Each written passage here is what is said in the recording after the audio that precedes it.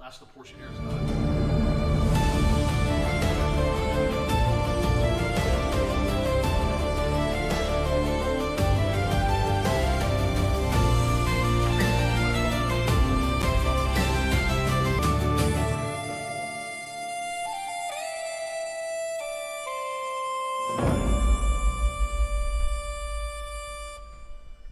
Well, hey, we're here. You're here. Get ready for the worldwide broadcast of Ted and Austin Broer Show, bringing you the latest world news and health research. And I'll tell you guys what, I asked you for some help yesterday. You guys came through. By the time I got done in the afternoon to vote, I think there were like a total of like 170, 180 votes in aggregate. Purple stick, of course, cans, but it was a margin. It was by like 2 votes. What was the other camp? GHI. Oh, yeah. I mean, and I watched all day, and it was like, it did this all day. And I'm like, my gosh, I gave him a 3 o'clock deadline. It better not be tied at 3 o'clock. And sure enough, it was like one vote over on the purple stick, and then somebody, I guess, voted a little bit, and it won. So did that over 12% off. That's cheaper than the 3-pack special on it. Is it really? Yeah. Wow. So I asked you guys for help on that because we had that glitch last week, so I appreciate it. This is the product. You guys, if you had it for you love it. If you haven't, be sure to give it a try. I actually had some vanilla fit food I made this morning. You know what I like about that product is it doesn't elevate cortisol. No. Do you remember when we were in development with this, we went to several different manufacturers, and one of them sent us a sample, and they used coffee bean extract in it. It was green coffee bean extract, and it got you hyped. And then about 3 hours later, it was like funny. coffee. It was weird. Me and Ted, we both tried Me and Dad. Dr. Ted Broer over here. That's what I wore. That works. It's not the Austin and Dad show, is it? Oh, I hadn't thought about that. Yeah, I have. Okay, so Ted and I, when we were testing the product out for Health Masters. Do you think he's right? Send him an email. We tried it, and it was green coffee bean extract, and we both got extremely agitated, like about 3 or 4 hours after we took it, if you remember that. Yeah, and we're not fun when we're agitated. No, we both took it. We felt good. We worked out. I came back over. He's mad about something. I'm mad about something. I'm like, why are we both so irritable right now? So we tried it again the next day. Same thing. Exact same thing. And by day 3, I was irritable all the time before I even took it. It's the elevated cortisol. This doesn't do that. This keeps you flat. Yep. I've dated people before, okay? And no, I have in the last 4 years. Why does every story evolve into that topic? I don't know. It's sad, isn't it? But and they drink coffee. Yeah. Okay, and then they try this, and they basically their whole personality changes, and then they go back on coffee, and you're like, okay, I got date number 1, date number 2. Who's going to show up today? Depends on whether they drink coffee or not. They're either going to be really nice or really mean. It's true. If you've been around somebody that's a real true, coffee addict, they got to have it. By 7 a.m., if they're coffee and brewing, they're pissed off. Yeah. By 10 o'clock, they haven't had their 3rd cup to even matter. Yeah, no. It gets old dealing with them after a while. Sharon used to say to the kids, stay away from Dad today. He's on coffee. Because every once in a while, I'd drink a cup. And I'd feel great the first couple hours. I did. And then all of a sudden, I felt that cortisol go up. I got agitated. I felt awful. And I thought, you know what? I'm going to have more coffee. And it made it worse. It takes about 3 days for the cortisol to return to normal. If you stay on it for 3 days in a row, the cortisol just doesn't come down. You start off mad to start with. And so I remember I was dating this girl. I told her, I said, look, I can't date you if you don't stay on the purple sticks and get back on the coffee. I said, I'm not going to fight. It's not a relationship. It's a fight. It's nightmarish. And you think, well, you were the same way. Yes, I was the same way too on coffees. That's why I get the same way too. And that's why when we developed this product, they wanted to put that coffee because it's so much cheaper. And I said, no, absolutely not. I don't want any coffee in this. I want green tea in it.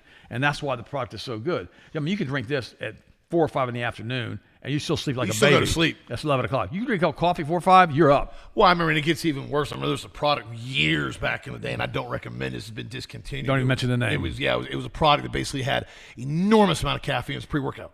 And then it had 5,1 dimethylamine in it, which was now been banned by Congress because they found out it was like 2 molecules twisted off methamphetamines. And it was in some major, if you guys told you the name, you know the name of it. It was in major pre-workouts. And the stuff, you had insane energy in the gym. We couldn't figure it out at first. It came out, and we'd be in the gym and like 2 hours in. And we're going to failure. 2 hours in, we're still not tired. Yeah! And then you get done, you drink a shake, and then you crash off like you went off a mountain, and all you wanted to do was fight with everybody. After about a month of taking this stuff, we were all just like up and down. Everybody goes, man, what? This stuff's great until it's not. And then come to find out, yeah, they had that stuff in it, and it was like 400 milligrams of caffeine. I've realized a long time ago, more stimulus doesn't equal better results. Well, in World War II, they were giving the Nazi soldiers methamphetamine. Yeah, keep them awake.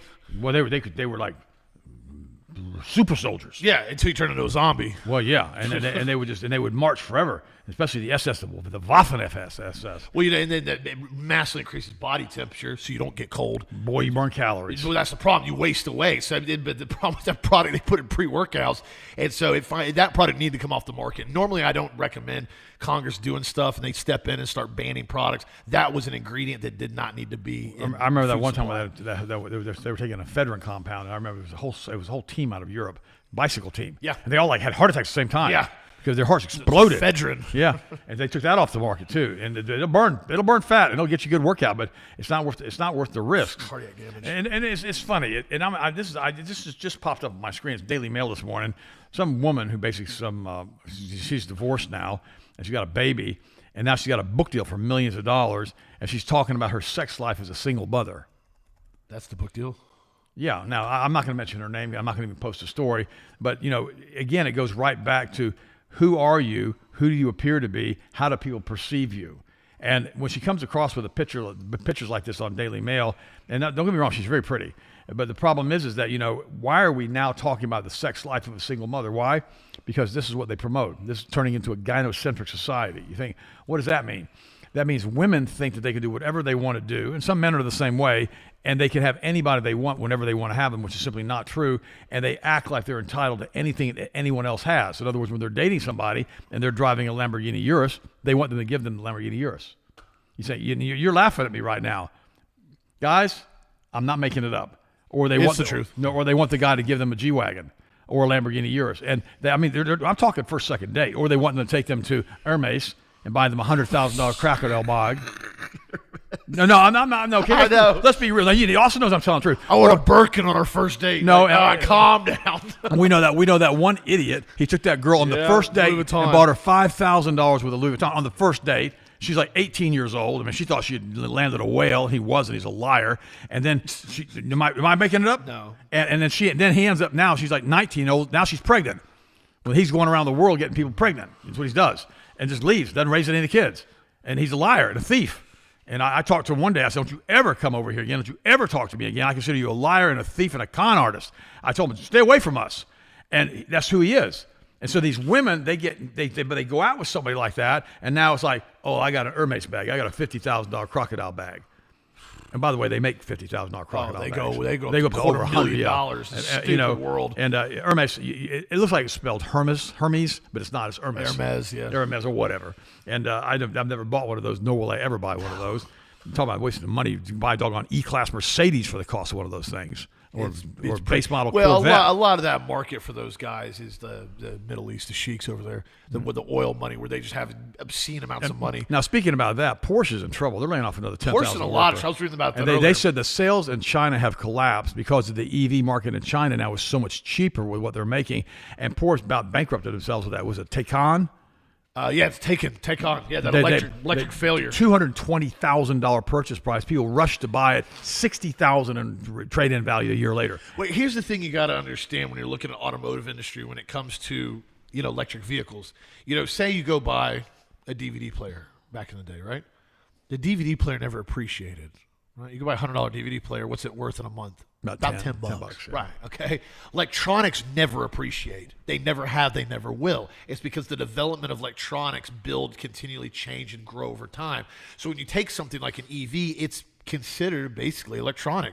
So golf cart. It's a golf cart. So golf carts don't go up in value. You buy a golf cart within a month, it's worth about half price. After the batteries are shot, it's worth about scrap price. And so what happens? Everybody thought, well, because it's got a Porsche badge or these other cars, it's going to go up in value because they've seen other cars like the 918 Spider or the Carrera GT. They see them go up insane. The other day, I saw the market was the 918 went for $5.1 million at Mecum. So, that's a con for $200,000. It's going to be worth $300. No, it's worth about 50 in a year. Sorry, you're upside down. And it's in the shop constantly. And it's in the shop. And so Porsche said they're kind of third of their jobs as auto crisis deepens. And what they're doing with this, and I was reading about it, what is smart, though, is they're reducing production on the cars. They're increasing MSRP on the cars, which sucks for the vast majority of people trying to buy them. But what they're doing is they're going to make the cars more limited production runs, and they're going to make the cars harder to get allocations Okay, on. now. That's the only option they have. No, let's stop for a second. Okay, now we're dealing with break-even curves. Yes. We're dealing with profit and loss statements. Now we're dealing with you got to have you have these curves that you plot, in the MBA program, and they teach you how to figure out where the break-even point is. And what they're doing is they're raising the price so they can have a higher break-even point and less production. Well, that only works to a certain extent. Sooner or later, you have to stop making cars. Or you got to start doing everything's like one of 20. Well, they're talking about it now. They're talking about going outside of the country and starting other factories to make the cars and not doing it in Stuttgart anymore. Well, no, and now the quality controls go through the toilet. Yeah. But Porsche at one time was the premium brand image as far as reliability in sports cars, and it still is. But now they're coming out with these hybrid vehicles that have the electric assist motors, which are fine. But what happens in 10 years when the batteries have to be replaced? Exactly right. When I looked the other day, somebody was showing me the market on that SF90 Ferrari. At one point during COVID, those cars were going for almost $1 million, $700,000. You could pick them up now, which is so expensive. They're going for like $250,000, $300,000. Yeah. They said once the battery goes out, at minimum, just to replace the battery, $70,000 on that car. And I'm like, show me numbers. I'm like, that's the fact the car's expensive is one thing. The battery, $70,000. That's almost more than almost every brand new vehicle on the market. So what do you do with a car like that? Well, I had a friend of mine. He had 4 big lithium batteries. He'd paid $8,000 a piece for them. I mean, they're big, they're like this. They're huge. They weigh 200 pounds a piece. And I remember he wanted to sell them because he didn't need them anymore. And he asked me, he goes, well, what can you buy these lithium batteries for? And I'm like, well, I could use them for a backup solar system. I guess I could do that. But I don't want them. They're used. But the lithium, you can discharge it all the way. It comes right back. You can't do that with lead acid. So finally, we negotiated, and I gave him $500 a piece for them. Yeah. They're still sitting on the shelf, and I keep them charged, and I use them for emergencies. They've been working great for years. The problem is that when you have these cars, this lithium battery stuff is expensive. Yeah.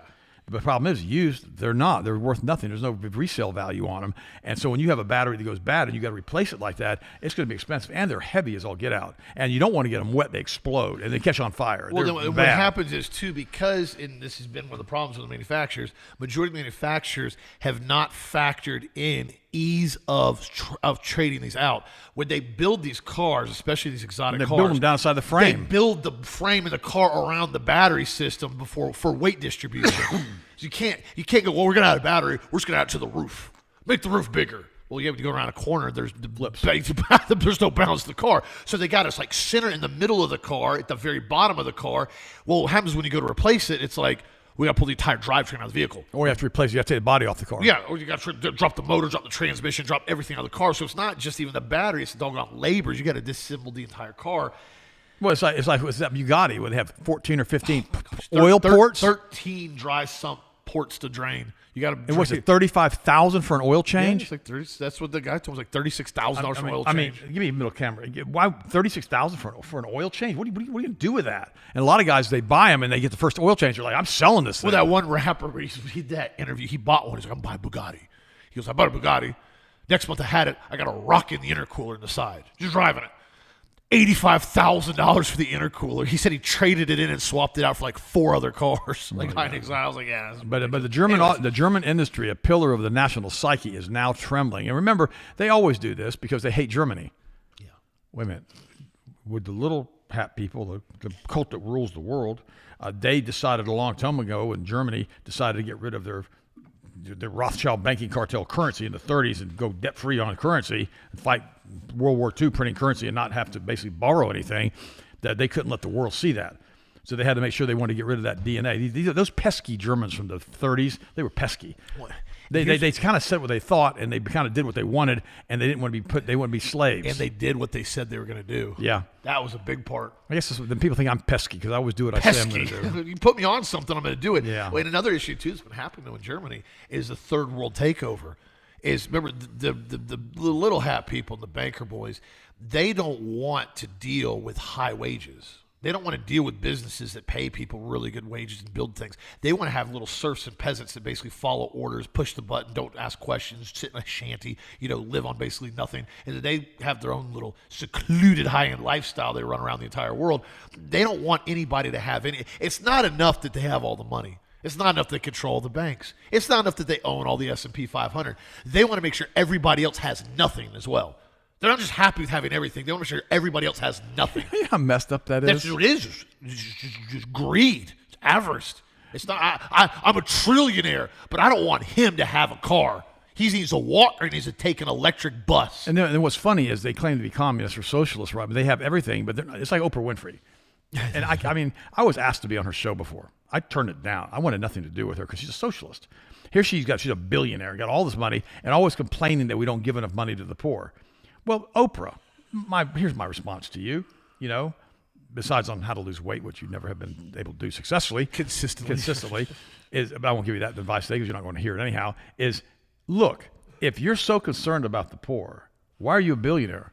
And by the way, why was your house not burned down out there in Lahaina? And why did you have that road that went through your house for the rescue vehicles you closed and so they couldn't go through it? I'm just asking. Why is that part of your... Well, she's done these things before. She goes out and buys everybody a car. And the show, she's like, everybody's, you're getting a car. Spends $500,000 buying cars for the whole studio.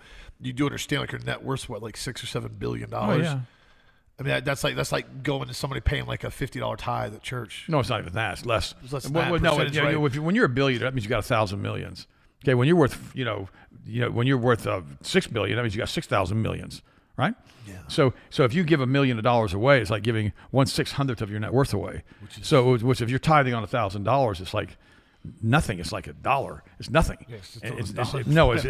So she basically just gives some money away like that, and look at me. But why do you need? It's like these nonprofits. I'm gonna jump on it for just a second. Oh gosh. And they get on TV, and then they're hitting you with. And I'm a Christian. I shouldn't pick on the other Christians because some of them aren't saved. I know some of them they're not saved. It's Friday. Your weapon's free. I'm being careful. Weapons free. But the problem is they say I'm worth $4 billion. I got $4 billion in the bank. What about helping other ministries out that are really doing good? Maybe you should pay off some of their facilities. Maybe you should feed the poor. Maybe you should get off that pile of cash and quit bragging about it. Maybe you don't need a fleet of jets. Maybe you don't need all that stuff. Maybe you need to be putting your money where your mouth is and start really going out and getting people solvent. I mean, maybe you should, that's right. You only give to your own ministry. Oh, that's right. I loved it. Lady in Tampa one time. You guys would know who she was. I'm not going to tell you. No names. And she goes, we need to write a check out to the church. You give this church money, you'll be blessed. Now remember, she owns the bank account. And the bank account is sealed and nobody gets to see the books. So she's up on the platform and the podium and she's writing a check to the ministry. Well, she's writing it from one checkbook to another one of her checkbooks. But see, that's psychological because they see her writing a check and everybody goes, oh, we need to write a check. She's giving money. We need to give money. They don't. She put a $10,000 check in there. The problem is all it was, it's just fungible money. It's like saying, I'm writing a $10,000 check out of my checking account to my savings account. I saw her the other day. She was doing a healing crusade. And she started yelling at the crew. But she said, I'm not praying for anybody until I have $100,000 here in the offering plate. She actually said that. That's bold. And I thought myself, where's the love? Where's the compassion? Christianity is not about the money. It's a lie. We talked about it yesterday. When you have all the stuff in the world that you want, you no longer rely on God. You start thinking your poop don't stink. Sorry to say it that way, but you do. You kind of think you can do whatever you want to do. The sad part about it is if we lose the love that we have, the Bible says they'll know that you are my disciples because you love one another. How many times I tell you guys I love you? I love you because I just appreciate you. Because if it wasn't for you guys, we wouldn't even be here. So that's why we try to bring you the truth, whether it's fun or not. We have to talk about it sometimes. But now the thing I really don't want to talk about today, and I got to do it, thousands of illegal African migrants have now overrun Spanish enclave, turned streets into open toilets, and bathed in fountains. This is an apocalypse for... Do you see some of the videos? Mm-hmm. Yeah. It's crazy, dude. Well, now, here's the problem. Austin and I were at Gibraltar. Yep. That's where they had the Barbary apes. Oh, yeah. The monkeys, right? And it was funny because one of these monkeys thought Austin was the coolest thing on planet Oh, he's want to hang out with me. He jumped on Austin's back, started picking at his head, looking for things. You know, I mean, he's like. I guess I appeared to be a monkey-friendly person. Well, they probably thought you were their cub or their calf or their monkey baby or whatever you call it. And so this monkey's like, I guess he's looking for things that pick off his head. He's hanging out. No, but he was cool, and they're called the Barbary apes. Now that's right there where the Pillars of Hercules are. Yeah. In other words, you could see Morocco from there, from Gibraltar. It's that close. It's pretty cool. So when this happens, this is not a long ways across. No. You can see both coastlines. They came over with fleets of boats yesterday, thousands upon thousands of them. Hit the shore, hit the walls. Now that was orchestrated. Somebody paid for that. Yes, by the way, somebody said yesterday that Israel set this up. Now, they wouldn't do that because they weren't the ones sponsoring the Darien Gap. Oh, that's right. They were the ones sponsoring the Darien Gap. They would never go in and start carpet bombing Gaza and civilian infrastructure and bombing children in schools. They would never do that either. And they would never shoot children for sport. No, you read all these lies. They would never blow up historical monuments do any of that. and basically Lebanon either. No, they wouldn't do that either. Beirut, they would never do that. But the point is that now they're saying that Mossad was directly involved in this because somebody orchestrated. These guys don't have money for boats. These guys in Morocco are dirt poor, and they came across. It says an unprecedented wave of nearly 50,000 illegal migrants from Africa has flooded the Spanish enclave of Ceuta, prompting Spain to deploy its military as local likened the invasion to an apocalypse. Harrowing local media reports reveal residents and business owners, basically Spanish territory located on the North African coast, are terrified to open their doors amid the rush of migrants, many of whom arrived wearing nothing but swimwear without a penny or possession of their name, pooping into flower beds, pooping on the streets, and urinating everywhere. That looks great. That's a great look. But here's the problem. They're not armed. They're not armed. They don't have weapons. You can't engage them. You really can't. You can't. Fire on unarmed civilians. You can't get the M60 out. No. But gosh, I forgot. They should put IDF in. Oh, they would. IDF would have been just fine. Why did they do that? Yeah, well, I'm sure IDF deployed. IDF loves shooting on civilians. I'm sure IDF was involved in bringing them over. They were. Businesses closed, shops shut, because if you open a business, it gets overrun. We're scared. They come in and steal everything. The streets are packed. There are no measures in place. It's every man for himself. They're not giving us any help. A terrified downtown resident owner who didn't want to give their name told state-owned Spanish media. So here's the thing. You have 50,000 people show up in your neighborhood overnight, in the morning. Just show up. And you ask yourself a question. Who paid for this transfer? Who paid for any of this stuff? How did this get caught? How did you bring 20 million people across, through a lot of them through the Darien Gap? That was completely done by Israel, by the way. But yet Israel has the most closed borders in the world. You don't go into Israel unless you're going to convert to Judaism. Well, unless they turn the Iron Dome off and they allow little hang gliders to come over and tell them to that's all that was probably right. That's the only way you can end is when they want you. But the problem is this: it's rules for thee and not for me. Because remember, the way you destroy a people is you allow it to be overrun with special interest groups and other groups. Because these people coming in from Africa, they don't have any loyalty to Spain or to Gibraltar or to Portugal or anything. They don't care. They don't care about any of it. All they care about is, where am I going to get my next meal? I'm hungry. I'm wearing a swimsuit. Rome. I'm wearing Rome got so diluted. Well, I'm wearing a swimsuit. I'm cold. Feed me. No, I'm going to go in the shop and take some clothes. Yeah. I'm hungry. I'm going to go and steal food. I mean, you think about it. This town had 40,000 people in it, and 50,000 invaded it. Jeez. So unless you were sitting there on the coastline, like at Normandy, and you had a belt feed 60, G42 that you're going to be empty with it, you're going to be melting barrels on. You're not going to stop this. It's like water. I was talking to Rich this morning. So 40,000 people live there, and 50,000 people. When we have a hurricane here, we have a problem in our yard. It floods, and I used to think, well, I can mitigate this, and you can with pumps. But you don't stop the water. If it's going to seep in, you just move it around. It's like if you get caught. I remember years ago I was river rafting up in Georgia, and I remember that we were doing Chattooga, great river rafting. But be careful, it's a level 7 or whatever. It's pretty dangerous. And I remember they put us in a big calm area of the water running, and it was real heavy current. And they said, "Why don't you swim the shore real quick?" And I thought, okay. Couldn't do it. You're being swept downstream. Now they were watching you, so they got you back in the raft, and they said that's what water does. Well, it's the same thing. This is like a storm surge coming into the city. They couldn't stop it. And the only way you could do it, you could stop it with with heavy artillery or machine guns or whatever. You have to kill everybody, but otherwise you're not going to stop it. But the problem is the world has become so woke and so careful about what you do now. You can't even call somebody by the wrong pronoun in some of these countries. You get unbelievably everybody mad at you. Then everybody else in all these other countries go, "Oh, bless the little migrant's heart. They should let them in and feed them." Okay, I got it. Okay, I understand that concept. I got it. I'm a Christian. But you got to do it responsibly and organized. It's super slow. You can't drop 50,000 people in a town of 40. That'd be like 140, 150,000 people descending upon Lakeland at one time. Yeah, and I remember the infrastructure would overrun. Nothing could handle anything. And then I remember, they wanted us to get back in the raft, right? And they wanted us to get in the raft with this river, they said most people, 99% of people, can't get in the raft by themselves. And I remember me and O'Shawn were there. And I looked at them. I said, "You speak for yourself. I work out every day." And they said, "Well, you can't do it either because the life vest comes way out, right? And you can't." You got to do like a far out pull up. I did it. I know. I climbed back in. And me and Sean were the only two that could get back. Yeah. None of the other guys. They were like a bunch of beached whales. We had to drag them in the thing. Got grabbed by the back. I know. But that's the thing is that when you get in water that moves like that, you can't do anything about it. When you get that many people coming at you at once, you can't do anything. Here's the thing. Let's say you got a Glock with you. Okay, and you got an extended mag in it. You got a 43X with a 17-round mag in it, right? Well, let's have more fun. I've got a Glock gun that's a pistol, and I've got a 100-round magazine to dual feed. The big drum? No. They're on the Glock 18s. No, and I'm running 100 rounds. You know what you're going to do if you shoot 100 people out of 50,000? You're going to die. That's what you're going to do. They're going to be so mad at you, they're going to dismember you. Probably eat you because they're hungry. Start a barbecue. This isn't Haiti. This. I think they're a little bit more or less cannibalistic. I don't think so. And so all of this crazy stuff, and so you realize that sometimes you get into a situation where you don't know what to do. It's kind of like Kathy Ireland. She was doing $300 million a year in sales. Actually, she got up into the billions, right? She's broke. She broke. No, she's broke. Her doggone partners, she calls them her basically financial advisors, stole all her money. I mean, she can't even get a house loan. She had to sell her house. This girl was doing billions a year in sale on Kathy Ireland Inc. and KathyIreland.com. And she says that faith in God is guiding her through the shocking betrayal by former managers. And they're saying they weren't managers. They're saying they were partners. And they said that she signed every check. And now I'm going to say something to you because I wasn't going to cover this today. This is weapons free today.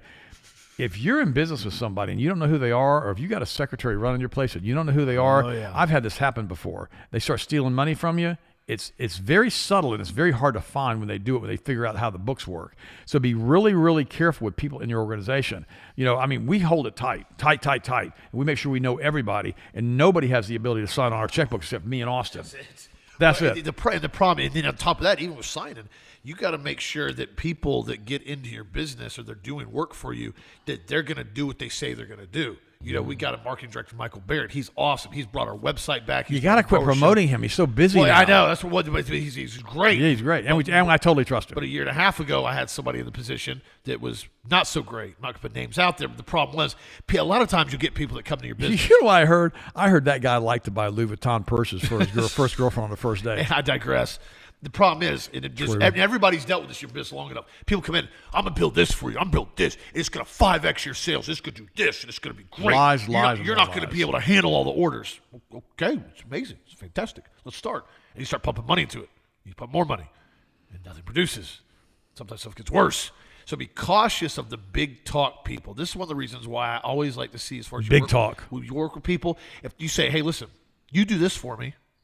Once it's done, if it's working properly, we'll set out some type of, bonus structure or pay scale once it's actually functional. Based on your production. That changes everything. That's why I'm a huge, huge, huge proponent of even small bonuses, small business structure like that. You tell somebody, hey, you do this every single month, every single payroll, X amount of sales go up, you do better work, you do this. People go, okay, I got a little skin in the game now. And that's the problem. When people start coming in, I need $50,000, I'm going to develop this for you, and it's going to go fantastic, and you're going to start doing huge sales.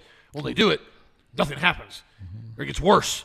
Be very cautious because there's a lot of people out there, and especially, and please, stay away from the social media influencers and the course sellers. Yeah. They have no idea what they're doing. Even the fitness sellers. I have seen that industry go to crap so fast now because everybody wants to make some quick money, and they have no ethics and they have no morals in a business standpoint. True. All of a sudden now, you notice in the last 5 years, everyone is a health expert on social media. Everyone is a course seller on how to get in shape and lose weight. If you $10,000, I'll sell you my course and I'll get you in shape and I'll motivate you. See it for. All of a sudden, you pay this money. They give you some good content. And all of a sudden, well, now you got to buy the extra VIP course. It's $5,000. Okay, I'll buy that. Well, now, if you want to have a meeting with me, it's another $5,000. I've watched people get scammed out of thousands and thousands of dollars in the health industry because they get involved with these people. Guys, I don't even charge for the show. I don't even charge for the articles on this show. I'm doing the best I can to keep it going with the supplements and maintain overhead with this show, with the company, everything, but give you guys a doggone truth every single day. Because at the end of the day, it's your choice what you do with it. But I'm not going to sit here and bamboozle people with this nonsense. I'm so over this course selling health online social media stuff. Here's the thing. You know, we provide one of the, if not the most high quality supplement in the world. We do. These products are unbelievable. We develop this. Nobody else has this. We are the only ones who sell that, the purple sticks. And I mean, yeah, that's it. I wish you guys voted. Right now. And so, you know, here's what I've learned. I mean, I've been in business for 45 years. Think about that for a second. Under the same corporate umbrella. Think about that. We haven't gone from bankruptcy to bankruptcy and bankruptcy every 3 years. No, we don't do that. Which, by the way, you will find out your favorite little course seller usually has been in business about 6 months, and they usually got a trail of banks or dissolved bank companies behind them. And there's a reason they got a 300 beacon score, and they call them Roach. My favorite, they got a 300 beacon score, but they're going to tell you how to be successful, how to build wealth. They have a photo of their Huracan that's rented for the week. I went out with this girl years ago. You know, it's been almost, Sharon's, this is almost starting the 5th year now. And several years ago, I went out with this girl, and she was one of these social media influencers. Oh, yeah. Okay. And she had this whole program on how to be successful. She was completely broke. I bet she probably charged thousands of dollars. No, it was $3,000. Yeah, there you go. and then she had these people back charging her all the time, and she was always complaining. And finally, I told her, I said, you know, you're completely broke. You're insolvent. Your car's being repoed. You live at home with your parents.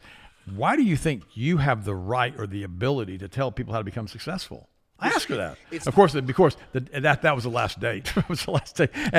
It's the new Ponzi scheme. Yeah. So what they do is they bamboozle people out of money. They sell them these bogus courses. Mm-hmm. Then what they do is they go on these trips that are usually maxing out their credit cards, or they get other people to fund half of it, and they go to Bali. They go on a cruise. That's what she did. She's always done. I can't even make this up. I didn't know that. No. She spent. Then she left, and she says, "Well, I'm going to Spain." Right. No. Remember now she didn't have a pot to urinate in, but she got enough money from the people she's ripped off that she goes to Spain, and she's over there for gets a ton of content. Well, no, she's over there for 6 months. Yeah, and then she leaves Spain, and she goes. Now she travels to Morocco. And I never heard from her again. There's no telling what happened to her. They use their social media platform, and they collab with other people doing the same thing, and they post these extravagant videos. I'm on my yacht. I'm in my Urus. I'm doing this. And they post it all. And they go, and then they have their link. You know, if you want to learn how to do this, work from home and do all this stuff, follow my link, buy my course for $5,000. And so it's this revolving door. They try to sell people this scam that most of it doesn't work. So they fund their lifestyle. So they convince everybody that they're ultra wealthy. It's one of the funniest but saddest scams you've watched. The problem is a lot of people are figuring it out now. Well, they did it back in the 80s and 90s with infomercials with real estate guys. And a lot of these guys, because they were making all these fake claims, they went to jail. Yeah. But the internet's like a wild, wild west. Be careful. Yeah. By the way, I'm going to say one thing. Jim Rohn, I knew him. Good guy. Did a bunch of seminars with him. Started listening to his CDs and his tapes many, many decades ago. Now they've got him basically copied with AI, and it's not even his voice anymore. And he's saying stuff I never heard him say, which isn't even accurate. So be careful once you listen to him on YouTube. But one time he said to me, he said, you know, Ted, he goes, you got to learn something real quick in life. You can't send a duck to Eagle School. No. And I said to him, I said, what do you mean by that, Jim? He goes, if you have a duck that wants to be an eagle, he goes, you could go ahead and train him to be an eagle. But remember, he doesn't have talons. He's got flippers. And he goes, you can tell him he's an eagle. You can pretend like he's an eagle. You can give him a little eagle hat. You can give him a little eagle badge, a little eagle jacket.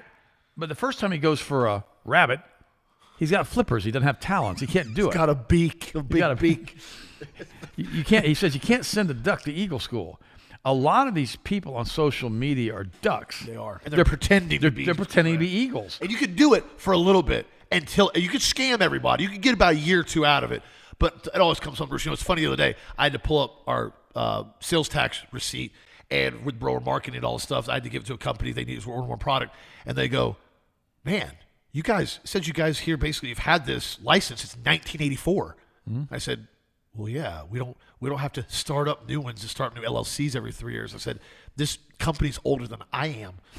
It's all that. I said, when you look at a track record of a company, look at their long term and their longevity and how long they've been doing it. It's easy to go in, make an LLC, make a fake Instagram profile, lie to everybody, make a few $1,000s, and then bamboozle everybody, run off with it. It's pretty easy if you have no ethics or morals. The problem with it is now, you've also said that earlier, the FBI and a lot of guys are starting to go after a lot of these social media guys because the claims they're making now aren't true. They're not true. Well, and you know the thing about too, and men, listen to me. This is important. You got to listen to me on this. A lot of these girls that are doing this are really pretty. Now listen to me. Now just because they're pretty doesn't mean they're smart. They can be smart and pretty. I'm not saying that's not possible, and it doesn't mean they're good in business. Most of them are hookers. Ooh. Did I say that? I'm sorry. I should have said that on the show. It's Friday. That's what they are. That's most of the industry. That's But it's how much are you going to pay me to go on your yacht with you? Oh, did I just say that? Yeah. I've been around the vehicle world too much, and I've tried to stay away from it, but I've seen what really goes on behind the scenes. I was so if you're a wife, if you're a cool wife, and you got a cool husband, don't compare your lifestyle to hookers on social media. I said that a couple months ago. You know, because this chick's showing off her Birkin or Hermes, and she's on a yacht, she's driving a Urus, and she's constantly going these places, but she never has a man online. She hauls all this money, but she can't ever show off who has it. She's probably a hooker. Don't compare your life to her. And love your kids, love your family. Focus on that. Social media's not, Instagram's not a real place. It's a funny story. I'm talking to a preacher from Palm Beach. Great guy. Love him, good friend. And he gets invited to Mar-a-Lago for a New Year's Eve party. Oh, yeah. Like 2 or 3 years in a row. And finally, he tells me, he goes, yeah, we got invited to this, 300-foot yacht after the Mar-a-Lago thing. And I said, okay, that's great. He said, we're at the yacht. He goes, there were a lot of scantily dressed women on the yacht. Hookers. And he's telling me about it. And then he talks about it from a sermon. Woo, doggy. I called him up and I said, that's called doing damage control. No, listen to me. I called him up and I said, dude, let me explain something to you. I said, you're in Satan's lair here. Yeah. You got a bunch of whores dressed up in lingerie walking around on a yacht. I said, this is what a lot of people do with yachts. They get to go on the yacht, but they have to do all kinds of stuff for the guy who owns the yacht if they go on the yacht. There you go. We had a girl that we knew. Now listen to me. I'm going to be really blunt. Because this is one of those shows anyhow. I got some health topics coming. No, we got to cover that. I got to finish this. And she worked for us. And she was a missionary's daughter. You remember this, Austin? Yeah. And she got a job for the summer right out of Bible college to work on a yacht all summer in the Mediterranean, a 200-foot yacht. And she was going to be a server on the yacht. And the people were going to lease this yacht out all the time. And I said to her, now you understand that they're going to have orgies on this yacht. She said, oh, they wouldn't do that.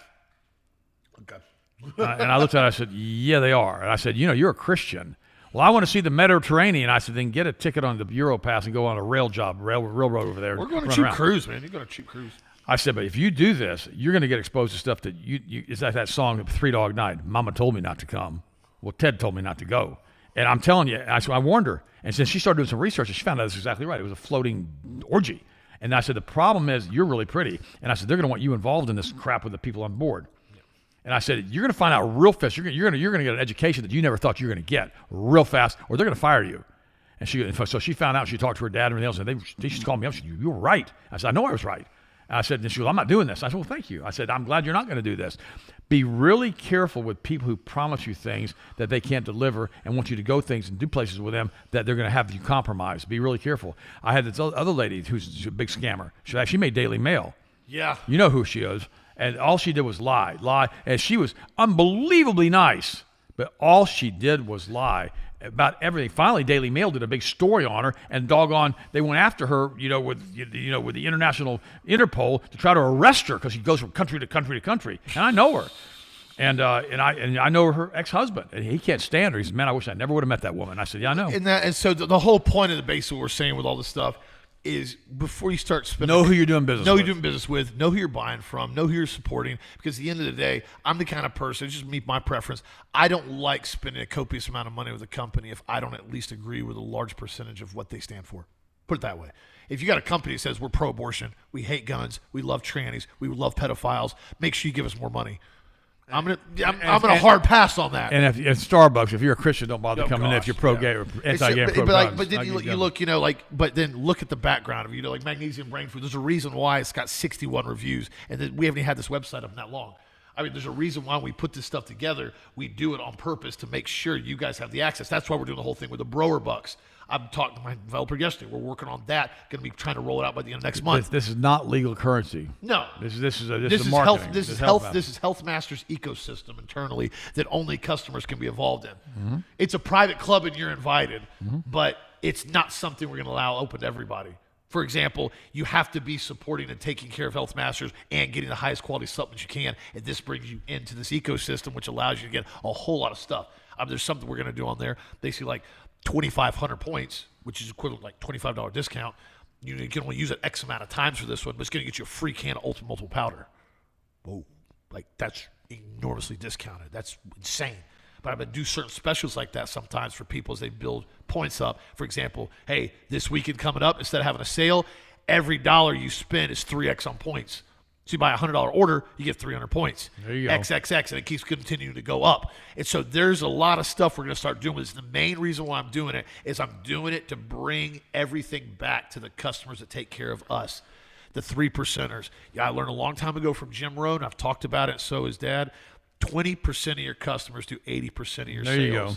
And I love to support 100% of my customers, always have, always will. But there's also that level of customers that talk about us, promote us, talk about the YouTube video, promote the YouTube videos that we do on there. We're trying to grow on here. There's articles here. You know, we got Rick on here. We got 264th Dimension. You know, we got Gardening and God. I don't know everybody's names on here. I just know their handles is here. Walking with Ultimate Armor. You know, I appreciate everybody. Love SRT these names. Goddess. Yeah, they're great. Yeah. You know, Kathy Johnson. Thank you guys. He said, Ted Dad Show. I like that. I stepped on Told that you, one. you're getting letters. Not all churches are corrupt. A lot of them are all about money. Yeah, so the thing about it is, thank you for the stuff. No, not all churches are corrupt. A lot of them are. No. I go to a great Lutheran church. I got one of the greatest pastors on the planet. I love my church. Books are open. Everybody knows what everybody gets and what they make. They know where all the money goes. We know where all the money goes. They publish the books. That's what it's supposed to be. If they're hiding behind the books and you can't see what they're doing, nah. Health Masters Brower Bucks program commenced. It's coming. It's not here yet. Somebody said on here, this is funny, beware of those who are changing LLCs like clothes. That's spot on. That is the thing that I said earlier. Look up a company before you start spending a copious amount of money or you start buying courses. Oh, by the way, Grandpa Munster talked. Which one was that? From the Munsters. From the TV show back in the 60s. Yeah. We have Grandpa Munster. We call him Ted Cruz today. Oh, yeah, Ted Cruz. I mean, he looks just like Grandpa Munster. I mean, it's crazy. I mean, it's wild how much he looks like. He's probably his great-great-grandson or something. But now he's demanded Fauci faces jail for cowardly Fifth Amendment dodge over 100 times. I got to show you this photo real quick. And, you know, now, Grandpa Munster, I got to say this to you.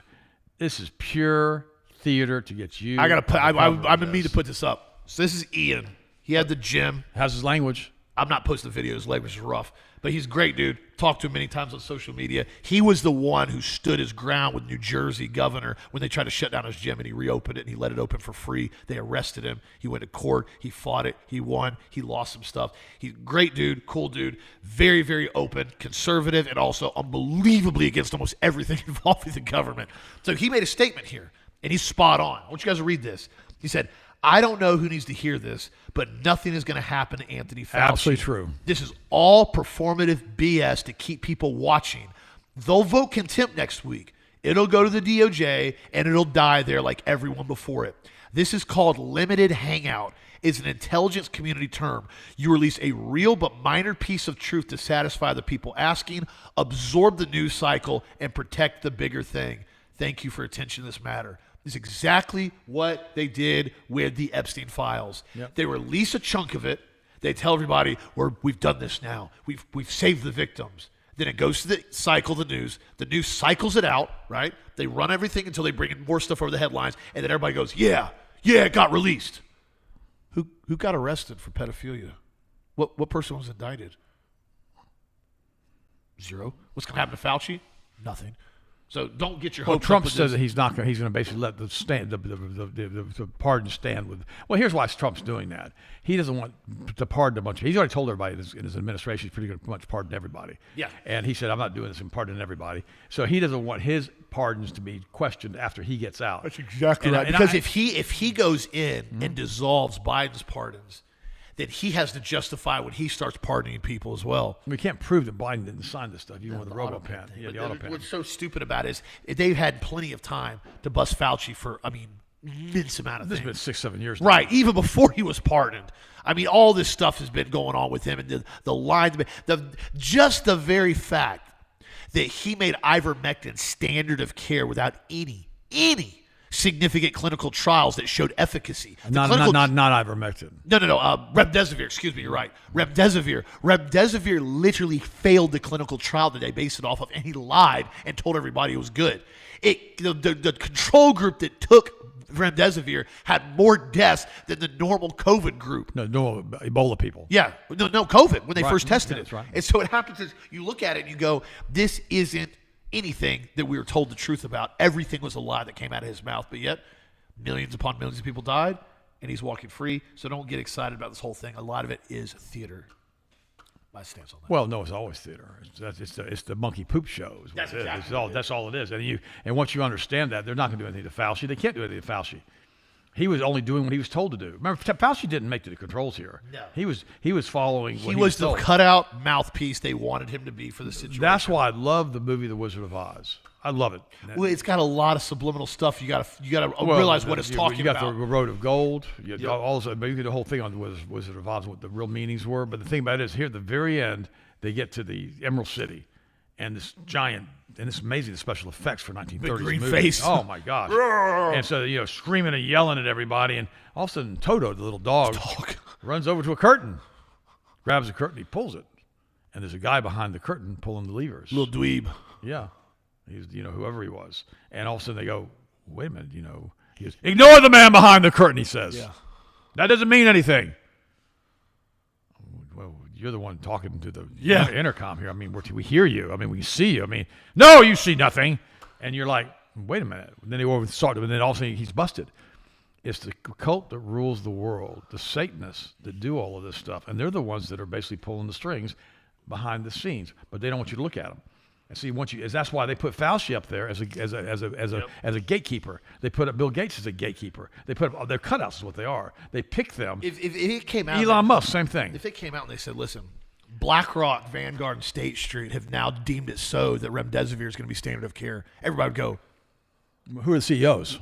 Right. Why do we have massive little hat people that are operating multi-trillion-dollar asset firms running the scene for a medical industry? Oh no! My bad. We misspoke. Fauci's the one who's dictating this now. That's how they always do it. Now, here's an article I really wanted to cover. This is really important. This is for your kids, guys, and this is before school starts. Be aware of this right now. This is becoming a very big thing, and I'm going to tell you why it's probably not that good. Schools are pushing mental health screening. School-based universal mental health screening now is becoming a standard recommended care for all kids in school now. Parents opt out of this. Increasing number of children are likely to face mental health screening when they return to school this fall. While early identification sounds reasonable, in practice, it does much more harm than good. School-based universal mental health screening functions at an entry point into therapeutic culture that pathologizes normal children to stress, erodes resilience, and funnels children towards psychiatric label therapy and medication. Nearly 1/3 of U.S. schools now are conducting a mental health screening. Illinois now became the first state last year to require students in grades 3 through 12 to undergo a mental health screening each year. In January, South Carolina proposed a bill doing the same thing. The trend is becoming worrying. Watson, one of the foremost authorities in the U.S. on the over-medicalization of children with psychiatric drugs. Mental health screening tool flags almost all false positives. For example, children grieving the loss of a grandparent who are simply more intense or imaginative than an average student is easily flagged as needing further evaluation. And it goes down the line, and it goes down the line, and invariably, he said it almost always ends up in the child being medicated at a very early age, and then the medication escalates until they're on multiple medications by the time they graduate high school. Well, when this happens, the child never is allowed to develop mentally properly. That is exactly right. And so they're basically, they stop the mental development. And, sometimes you would call it arrested development. It's kind of like pot. You get a child on pot when they're 12 years old, their brain stops developing, and by the time they're 30 years old, they're still 12 years old in their brain, and they're sitting in their parents' basement wearing their high school clothes, smoking dope, and they can't get a job or hold a job, and they won't work.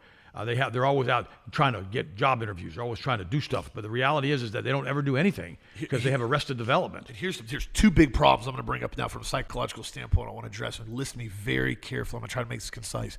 First thing this does with children, it plays immediately, it gives them the victim status at a young age. I'm a victim. I have anxiety disorder. And it gives them a psychiatric disorder label. So now when you try to go get insurance, yeah, life insurance or whatever, when you get older, have you ever been diagnosed with a psychiatric illness? Correct. It falls around the rest of their life. It goes in their jacket. It doesn't stop. But even worse, from a developmental psych standpoint, as a child develops, they're supposed to learn to overcome hurdles. You learn how to do things. You learn how to be self-sufficient. You learn how to grow. You learn how to think. You learn how to talk. You learn how to negotiate. You learn how to date. These are all developmental characteristic traits that you develop as a child. That stops all these. Because now anytime there's a problem, you never go over the hurdle. You just take meds. You take the meds and say, I'm a victim of anxiety disorder. I can't complete this. I can't do this. I can't go here. I can't go on a date with her, ask her out because I have anxiety disorder. It turns every single decision into a victim mindset for the rest of their life. Secondly, here's the big problem that it does. It starts implanting subconscious ideas in their head that never existed. Here's a question here. Ooh, that's true. I want you to read this. A lot of these girls say, I was raped when I was 5 or 6 or 7, and it never, ever happened. And the same thing happens with guys. They have this stuff they start thinking about. The worst is suicidal tendencies. They plant this stuff in their heads. How often do you consider suicide? Well, I've never considered suicide. That's my question I have right here. Yeah. In the past few weeks, do you wish you were dead? There you go. Have you felt your family be better off dead? There you go. Have you had thoughts about killing yourself? They say this to these kids. This is the Pediatric Depression Anxiety Questionnaire. Okay, these are the questions off it. Have you ever tried killing yourself? Are you having thoughts of killing yourself right now? Have you felt overwhelmed in the past month? Are you sad much of the time? Are you fucking kidding me? You're asking a question? These are third grade questions. Third grade. They're 7 years old. Do you think about killing yourself on a regular basis? No, but now I am. Unbelievable. This is insanity. Do not opt in for this. Do not sign. They have on here, it says, be cautious of essentially these school mental schooling tools and also consent forms. A lot of times in the school, they will give you these consent forms. They'll say, we need you to sign off on this for this or this. And parents should sign it. Do not sign anything on your child's behalf without reading it first. That is crucial. And remember something. When you do this to kids, instead of the young man developing into a young man, into an adult alpha male, he turns into a meow boy. Exactly right. Now I could say the P word for that, but there's no point in doing that. You got what I mean by the P word and the meow boy. And so he never gets into that fight in school. Victim status. Okay? I'm always a disorder victim. Yeah, he's always a victim. And then and all of a sudden he's 20 years old and he goes, "Oh, I think I'm gay." And you're like, "Gay? You're not gay." "Oh yeah, I don't like guys. I like girls. I like whatever." I don't know. I'm confused. I'm confused. and so all of a sudden you're like, "Well, what is wrong with you?" I mean, because he never had a chance to properly develop and make decisions because everything was clouded by a disorder status. And he never got a chance to win. No, that's exactly right. The children, especially young men, young boys, listen to me. They have to overcome obstacles on their own. Now, it doesn't mean you can't stand by and watch. It doesn't mean you can't encourage. It can't mean you can't pick them up when they fall down. But they have to attempt to cover obstacles. They have to have wins. They have to have defeats. If they don't have that, they never fully develop and mature. This is really true with boys. They don't turn into men. They turn into victims. And the mother, listen to me. I'm going to pick on the mothers for a second. I love you guys. You guys are great. And some of you best mothers in the world to the show. But you got to let your son have a relationship with his father. Yes. Or at least another male mentor. You've got to have that. He has to have that developmental point. Because if he doesn't, he's going to start craving male attention. And a lot of times they'll go gay from that. This is why when lesbians raise little boys, almost invariably the little boys are gay. Because they've got to have that male. I mean, we weren't designed to operate from one sex from a childhood standpoint, just a mother or just a father. We have to have dual interactions. You think, well, I'm divorced. Okay, find a good mentorship program for your child, but make sure the mentor you're taking care of your kids, not a stinking pedophile. You got to be really careful with that kind of stuff too, guys. Really, really important. I had a mentor when I was a kid. My parents were divorced. His name was Howard. Now, Howard has some great traits and some bad traits. I chose to look at the great traits, not ignore the bad traits. The reality is that he helped me to develop as a young man. Because my parents were divorced. You got to have that leadership role in your life when you're a young man to teach you how you're supposed to do it. Because if you don't, if all you want to do is hang on to your mother's apron strings and be a victim, chances are you're going to roll gay. And you think, well, no, that's not true. Yeah, it is. By the way, psychology, and this, I want to address this one thing also too. Somebody said this in the YouTube channel. they will eventually at some point ask your children if you have firearms in the house. That's another thing they're going to do on here. Because they want to make sure the kid doesn't use the firearm. That's exactly right. Suicide. We need to find out all the firearms your parents own because he said that sometimes he feels suicidal. This also sets up for CPS and a whole other slew of problems that go along. And red flag gun laws. And red flag gun laws that are now problem in Florida everywhere else, where they can come in, seize your firearms because somebody's told them what firearms you have. They'll have a list of them, and they seize them, and you have to prove that you're not crazy or your child's not crazy. Red flag gun laws are one of the most heinous things that's ever existed on a constitutional standpoint. Be cautious of that, because here's the thing they said right here. Here's one thing I want to cover, and I'll let him finish it. Beware passive consent forms. A lot of schools now are using passive consent forms that presumes consent unless the parent actively opts out. This is a big one to understand. So I said, look at what you're signing. Listen, passive consent, meaning they can do anything they want now because you signed off on one thing and they have access to everything with your child. This happens in surgery. If you go into surgery and you're going in for an abdominal surgery and they find something else wrong, you've signed the form that while you're under this anesthesia, if they find something else wrong with you, they can fix it without your permission. Exactly right. That's passive consent. Suddenly they decide to take the appendix. Suddenly to get the your gallbladder was swollen too, by the way. We're going to take that out too, and we're going to resect your colon. Oh, we don't think your colon goes. We're going to give you a colostomy. So you come out because you thought you were going to have a polyp taken out. Now you don't have a colon. You're like, what the heck just happened? You got a bag on my side. What is this all about? Well, your colon's gone now. We took it out. And you're like, I didn't sign off on that. Well, here it is, passive consent. One more thing I want to cover. Another symptom of growing isolation. We're finding out now that people hardly speak anymore in 2026 versus what they did in 2000.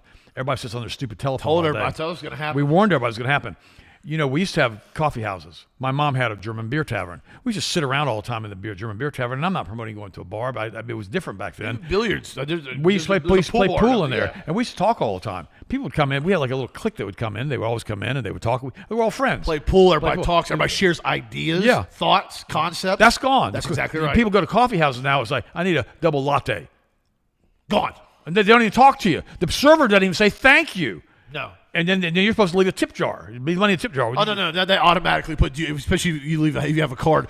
Oh, how much of a tip you want to leave? I'm like, you literally just rung in a drink or food. I haven't understood that concept yet. Every restaurant you go to, it's like, do you want to leave a tip? The person typed in, I want a double cheeseburger, Five Guys. Yeah. Do you want to leave a 20% tip? No.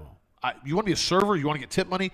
Go be a server. Go be a bartender. Pay your dues. I did it for a year and a half in college. He did it too. There's a whole big difference between ringing in something at a store or restaurant and actually taking care of tables, waiting tables, taking care of bar tops. That is a whole different world. I'm not giving you a $10 tip on a $20 burger because you rung in an order. That drives me up the wall, man. Well, no, but they don't even speak to you. That's the problem. No, they'll be rude. You want a tip? Give me a tip. And this is where we are. That you sit there and you stare at the wall. You don't talk to each other because you both have your iPhones in your hands.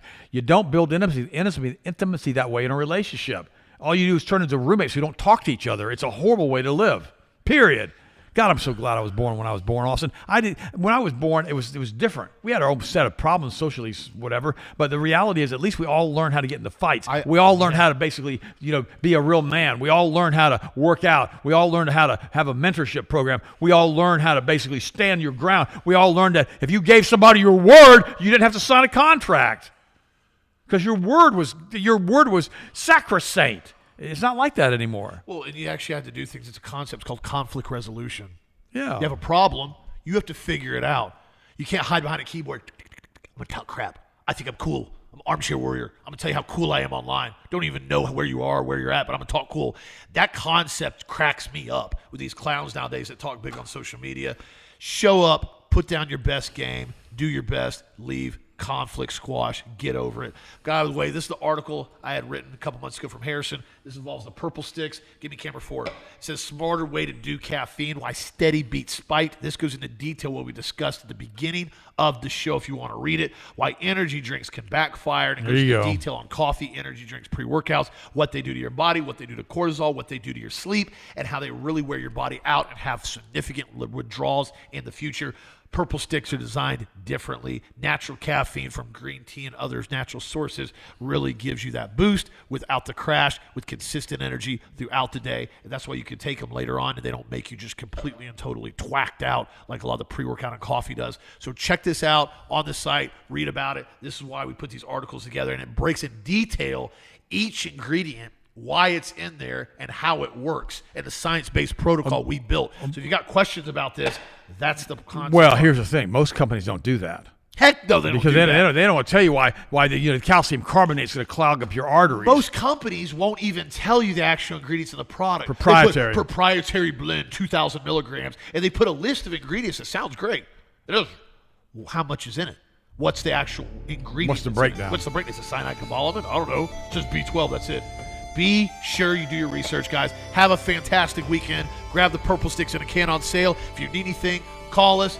Email us, healthmasters.com. I appreciate everybody on YouTube today. Have a fantastic weekend. We'll see you guys on this show tomorrow as always. And keep your hearts and minds in Christ all the days of your life. Remember, He is the author. He is the finisher. He's the perfecter of our faith. We can do all things through Him. Keep your kids in church. Really, really important. You stay in church. Really important. I'll see you in church on Sunday. God bless you. Thank you for your support. If it wasn't for you guys, we wouldn't be here. And thank you for being our friends. And thank you for praying for us. We pray